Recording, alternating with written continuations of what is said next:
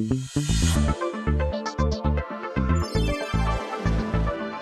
right. Welcome, Hello. We didn't even everybody. coordinate this part. That's where if your husband listens to these at double speed and we've both talk at the same time, that's Yeah, I quadruple wonder how that speed. feels. That's the Yeah, that's most cool. effective podcast. I'm James Scholl and I I'm Danielle co-host Strickland. Right Side Up podcast This with is the Danielle Right Side Up. Strickland. We are in the Also Known As series, and we're going to kick into this latest one from Matthew 20 called The Laborers in the Vineyard, You gonna or read that one for us, commonly Danielle? known as. It's Yes, currently Matthew known 20. as the workers in the vineyard, yeah. That's right, but we'll get to the also known as in a second. For the kingdom of heaven is like a landowner who went out early in the morning to hire laborers for his vineyard. After agreeing with the laborers for a denarius for the day, he sent them into his vineyard. When he went out about 9 o'clock, he saw others standing idle in the marketplace. And he said to them, "You also go into the vineyard, and I will pay you whatever is right." So they went. When he went out again about noon, about 3 o'clock, he did the same. And about 5 o'clock, he went out and found others standing around. And he said to them, "Why are you standing here idle all day?" They said to him, "Because no one has hired us." He said to them, "You also go into the vineyard." When evening came, the owner of the vineyard said to his manager, "Call the laborers and give them their pay, beginning with the last and then going to the first." When those hired about 5 o'clock came, each of them received a denarius. Now when the first came, they thought they would receive more, but each of them also received a denarius. And when they received it, they grumbled against the landowner, saying, "These last worked only 1 hour, and you have made them equal to us who have borne the burden of the day and the scorching heat." But he replied to one of them, "Friend, I am doing you no wrong. Did you not agree with me for a denarius? Take what belongs to you and go. I choose to give to this last the same as I give to you. Am I not allowed to do what I choose with what belongs to me? Or are you envious because I am generous? So the last will be first, and the first will be last. So this is a really interesting parable, isn't it? And It's a messy one. It it's a messy messes one. with It our sure is. worldview. I think Yes. what I love about this, and so we've been doing this also known as series for a few weeks where we look at something and then we make it about something else. Sometimes the subheadings in our Bibles don't totally give us the full story. What I love about this is it's called The Workers in the Vineyard. And pretty much every sermon I've heard on it, every exegesis I hear on it ever, makes it about everything other than the workers in the vineyard. They're like, oh, clearly this is a message about the eschatology, and clearly this is about how regardless of when we give our lives to Jesus, we know that like we just make it about like everything other than the workers in the vineyard. And I'm like, what if, and hear me out here, this parable about the workers in the vineyard and how the people are provided for, maybe the point of this is about the workers in the vineyard. What it's about, just people having their basic needs met. It's like the kingdom of God is like a place where everyone has enough. Like maybe that's just the point. Maybe that's what Jesus is saying. So like this is the only time I didn't also known as, because people are so used to this being also known as about something else. They're like, oh yes, it's clearly not about just people being generous and people having enough in the kingdom of God. It's got to be about something more deep and confusing than that. Like maybe it's just about having enough. And when someone said, what's the hardest part of the Old Testament for you to believe? Like what's the bit? Because walking on water is something we don't see, and Jesus rising from the dead is difficult. And I'm like, the hardest part for me to believe is the idea that a boss would pay his workers more than he needs to. Like that's why, that's the part I really struggle with in the Bible. Like Jesus needs to make this parable more relatable, frankly. But it does Also, just something. For the record, it follows Matthew's story of the rich, the only man Jesus ever loved. So right before here. It's right before this passage. It's like, and also we should be super generous.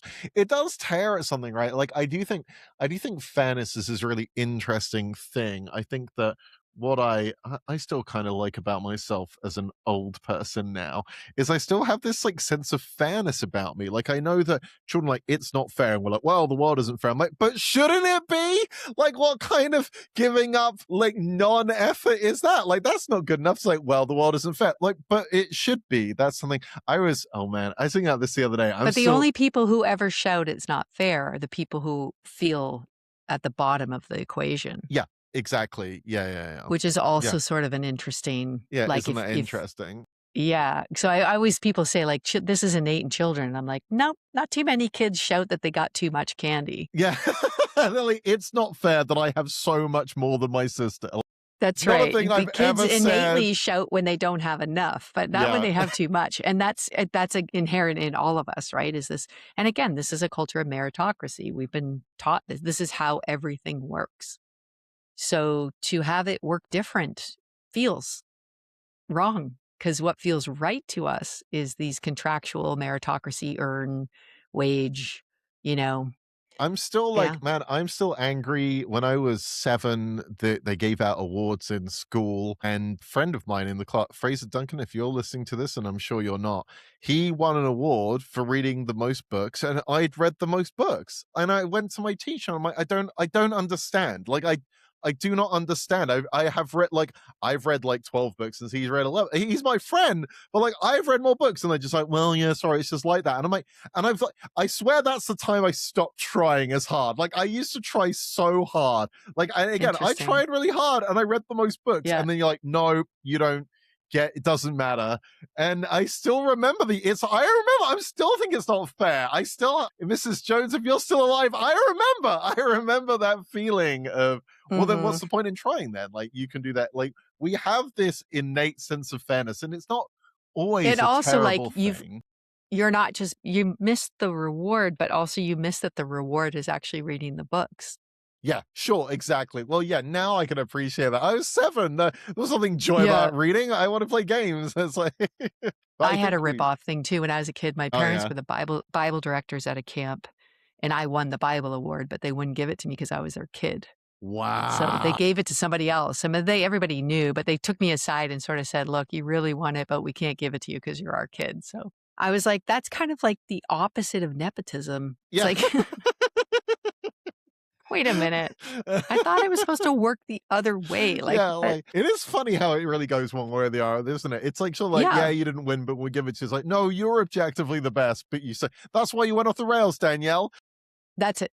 That's it. If my parents are If you've been listening, given no, that award, that's that was right. like a sliding It was doors an early moment for introduction, you. though, to like the pains and gains Yeah, of, that the life that we're given, right? yeah. That there's a up and down side to both That some things. things Yeah. are unfair. I do Yeah. think that, yeah. And what if we understand that does kind of tug on us at things that, and again, God's answer is like, are you envious because I'm generous? I just think that's such a challenging. Let's say it's the the vine owner's words, but of course we know what's going on there. But again, as Yes. generous as the landowner or the business owner is, think how infinitely more generous God is, how infinitely more generous Jesus is, and do we have a problem with it? And like we really do. Like we really do in this very kind of competitive zero sum environment. If you have a dollar, that's a dollar that I don't have, so I need that dollar, and I'd rather I have $2 and you have $0. The idea of this guy going, I gave you what I promised. Like, was I unfair? I gave you what I was supposed to give Right. you. I promised I was going to Nobody do a got ripped thing. off here. Yeah, no one People got got ripped off. You blessed. got exactly what. People got blessed, which doesn't mean you got ripped off. And yeah, but it's fascinating to me, and we see this so much, right? That especially folks who perhaps don't have as much as they need, and I wish they had more, get so angry with other people who have even less than them. I'm like, again, how are we not angry at the when I don't know if this made the news over here in London a few years ago. The Grenfell Towers, which was a housing block for especially quite poor people, and the building caught fire and the people died, and it was a whole thing. And it caught fire because we don't care enough about poor people to do anything about it. Anyway, the point is that all these people that had survived were displaced. And the Jeremy Corbyn, who was the leader of the opposition at the time, said, "Why don't we just put them in one of the 36,000 empty houses in London? That's fine. There's loads of houses. We have so many houses for these people." And this was just like obviously like this ludicrous, ridiculous communist idea. The idea that someone should have to let a homeless person who's just been through this massive trauma into the house that they don't even use. Like, what a ridiculous idea. Like it was such, again, he was just laughed out the room for it. And like, are you what? Like how would God respond to that? Well, Shane Claiborne, he works with a group where they reclaim government housing that's empty. Yeah, great. and then they just move families into them because Yeah. the bureaucracy, I guess, is, like, in the way, so they're just like, "Let us Yeah. help you," and it's, like, this hilarious kinda just, I mean, there and again, it's just wild. Yeah, it is wild how internal this is in us, like, this we have been formed in a way that is anything that is a blessing that hasn't been earned is unfair somehow. Yeah. And then forgetting the fact, as we've talked about this before, but the majority of wealth nowadays is inherited wealth. So no one like, maybe it was earned probably through some like really unscrupulous means a few generations ago or something. This idea of like, well, I am this, like, no, maybe your father did, or your father's father, or your father's father's father's father, and like at some point, but it's wild to me just how I think it is important to kind of think about the world that this takes place as well, because I think Jesus is saying, yeah, I think Jesus is saying the kingdom of God is a place where everyone has enough. And so if we're living in a place where the people do not have enough, this is not yet the kingdom. That's what we're building towards. And just logistically as well, the idea, a denarius is not a lot of money. It's enough to survive on, but it's not like a lot of money. So it's not like these people are getting rich or anything, but It's a realistically, day's wage. It's a yeah, living wage. it's enough to kind of just about feed your family, but it's nothing exciting or anything. But the reality, and depending on how we read this, so if there are people later in the day, like, why are you still here? Well, because no one's hired us. Why are those people not being hired? Well, it's possible they're aged or something. It's possible they're less able to do these labor jobs. So it Or might they're be of that, an ethnicity that's yep, not welcome. exactly. Yeah, they might be, All yeah, exclusionary, they might all the just be reasons why from a people get excluded family that from. people don't want to be associated with. Again, Yep, there will be reasons why that they were not hired at the start of the day. And so this they guy goes, don't have well, hey, documentation, perhaps. maybe they were held in some kind of immigration center at the start of the day, and so they couldn't be there at the start of the day, and then they were released, which, I mean, I realize If that you never think through this happens, long but enough, James, you will clearly come to that, like, natural, national idea that the people who are coming now are ripping off the people who were here yeah. first, Yeah, which aren't even the absolutely. people who were here first. Yeah, again, and let's not get to what do you get wealthy off? Well, we got wealthy off the oil. Oh, was that your like? How long has that been in your family? It's not 100 generations. I But this can is assure everywhere. I you mean, this that. is Canada too. I talk to No, Canadians all yep, the time. Like, we often like to say, absolutely. "Oh, those Americans, No, whatever," no, but no. actually, Bill C-20 is basically a quiet bill to send people back to countries they came from Canada, to stop the immigration process immediately and to renege on, what the law said was their right to come here and all that we're doing the same thing, we're just doing it Yeah, it's quietly easy because to we're punch down Canadian. on America, but and Yeah, they but the deserve it. same is But true where the lots same of myths are countries, this is there an issue. because it's like we won't have enough if they get some. This That's myth of our scarcity. Yeah, yeah, yeah. and we just keep believing that even though we all came. Way too many of us, came, and there's enough. Somehow we have made it possible for that to be the case, and just this idea that there isn't enough is just wild to me. Also, I don't even wanna bring this up, but, like, the the monopolies even in Canada of, like I just read this the other day that the head of Loblaws or whatever, his bonus was $92 million Yep. last year, Yeah, yeah. Yeah, yeah, yeah. and if the average wage of a worker at Loblaws is, like, under the Canadian poverty line. Yep. Yeah, yeah. And again, like, it should be illegal. That this stuff should be illegal. If Jesus had anything to say about it, he would say, And just "Something's again, wrong." how basic economics works is I'm so pleased that we have government programs to assist people who are not paid enough. I think it is absolutely criminal that you are allowed to pay someone a wage that you know will not allow them to, I mean, live, let alone thrive. And so the government tops those things up, which I'm pleased it does. But just to be clear, that means because Galen Weston, who owns Loblaws, the Weston family, I think is worth $30 billion from the quick bit of research I did, because they don't want to pay people a living wage. that means other poor people have to pay that. So of course there's resentment, because it shouldn't be I mean, I think maybe it should be, because we should be more collective and everything. But I can absolutely understand the fury that, well, why are we helping other people? No, no, it shouldn't. It should be the person with $30 billion and making sure that everyone has enough, instead of those people getting so desperately upsetting to me. And again, of course, then a lot of money goes into keeping us at each other's throats, instead of being angry at the people that have created this space. So like, the kingdom of God is a place where everyone has enough to feed their families. The kingdom of God is a place where all are afforded dignity, where everyone can go home and know that there is enough, where everyone who is stuck at home can know that there will be enough. Like, the kingdom, doesn't that sound more like the kingdom of God? Oh no, the kingdom of God is a place where people starve because we have to have yachts with other yachts inside them. Like, why? No, I'm done. I'm done. Or people, and again, this is like a day wage, this is a day wage, and we keep excluding people from that, and what I like about this parable too is he's not just giving out money. Yeah, He's yeah, hiring people. yeah, They're yeah, yeah. welcome to come and work here. Like, this is so there's a lot of stuff around inclusivity here. There's a lot of things around dignity here, that people are worth a wage. There's also a lot of things around generosity here. And that is, you're right. I think that's the line, is like, are you jealous because of my generosity? Like, And my how to make this invitation. could actually be, this could also be known as, you know, how to kill generosity, or like, Yeah, yeah. how to poop on a generous party, or like, or how to miss out on a good day, or I don't know. There's like a lot of different, also known as. I think that the thing too is that the only people that feel this way, who are envious of the generosity, are the people that don't have relationship with the ones receiving that generosity. That's always my invitation. The people that really know, well, I mean, we'll use immigrants as an example, because there's all kinds of terrible anti-immigrant rhetoric coming out of the UK, where I'm from right now.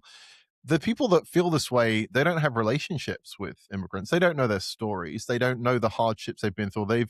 They've been told that the immigrants come over here and then they get a house. And I'm like, nothing. And again, if you actually speak to an immigrant, you know that's absolutely not the case. We'll know that's just a narrative that's been peddled. But the invitation here is, if you are envious of God's generosity or society's generosity or someone else's generosity, I encourage you to get to know that person, because when I know someone who's been the recipient of generosity, I'm like, oh man, I'm so pleased. Like, Yeah. I get to, part of my job, I get to spend time with folks for whom life is incredibly tough, actually. And so they are reliant on different generosities in different ways. And so, I mean, in Canada, we have a functioning healthcare system. Obviously, there are things I do differently, I suppose, but it does mean that people don't just die because they're poor, which is a thing that happens in some places in the world.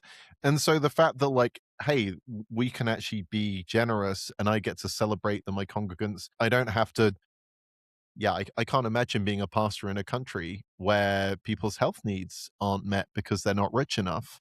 And because I know these people, I'm like, no, I'm very okay with the state being generous. I'm very okay with tax monies going in this way. So the encouragement is to get to know people for whom this is good news. If you only know people who are bitter about generosity, then you need to spend time with some different people, I think. I don't think there is anyone that's worth $1 billion who is, yeah, Well, this probably is not an a bit more interesting bitter than they thing should be. too. And again, this is part of that, like, pushing back against. This is, the reason why Jesus makes this a story, is so that we can enter into it and sort of see it from a distance. So it's not just like an indictment or like a rebuke. It's like, hey, look at Mm, this, so that you can, yeah, maybe it's like an invitation. And I do like that idea of, like, Jesus is also fulfilling the agreement.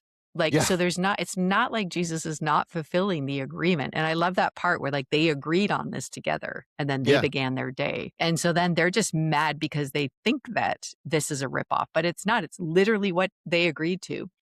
And that line about, are you truly envious because I am generous?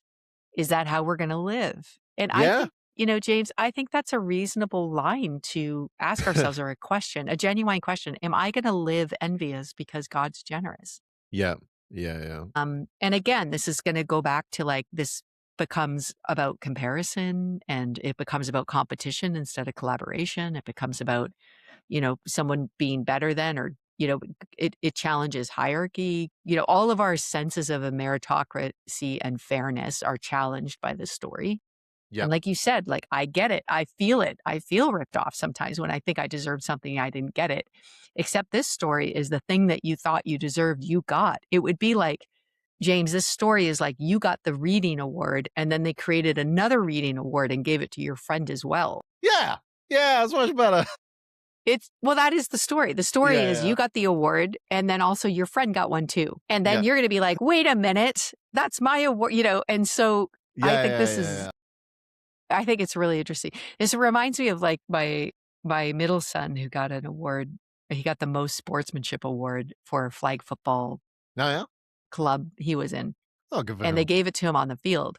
And he was like, this is crazy. He goes over to this other kid and he says, look, like you were way more sportsmanlike than I was this year. I think you deserve this. And he just gave the award to this other kid and walked off the field. We're like, what are you doing? He's like, well, actually, it didn't feel fair. Like this guy was way more. And I was like, dude, you just You kind of proved the point there. you Yeah. kind of personified the fact that I think you were, but I loved it because it wasn't this thing to get.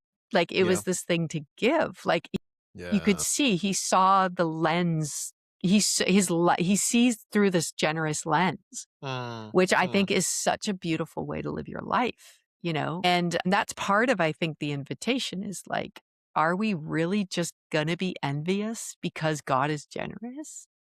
Or might we enter in? Might we actually enter into a celebratory of this overthrow of a system that just keeps us all competing with each other instead of collaborating and rejoicing at God's goodness? The My favorite sermon of all time, which is a sermon by John Chrysostom, who gave it about 1600 years ago, a sermon we have talked about on this podcast from time to time, and so good that the Orthodox Church said, we will preach this until God's return, and it ends with the harrowing of hell and God's defeat of death and Jesus as victim over Satan. But it begins with this passage. It begins with this. It says, is there anyone who is a devout lover of God? Let them enjoy the beautiful hour. Let him with gratitude join in the feast. And that he arrived from the 6th hour. Let him have no doubt, for he shall have sustained no loss.